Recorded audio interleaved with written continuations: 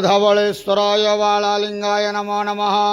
दीपं ज्योति परं ब्रह्म दीपं ज्योति जनार्दनः दीपहरत मे पापो पूजा दीप नमस्तुते। धवळेश्वराय बालालिंग महाप्रभु संसार सुखी रखंतु। आज कार्तिक मासर शुभ मंगलवार रे समस्त श्रद्धालु भक्त मानकर मंगल करंतु।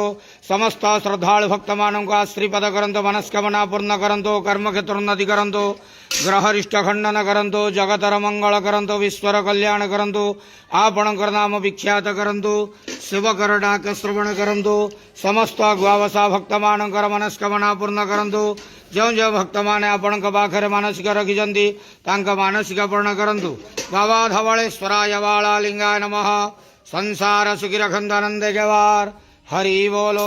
आज कार्तिक मासर शुभ मंगलवार रे समस्त श्रद्धालु भक्त मानकर मंगल करंतु आनंद जवार हरि बोलो।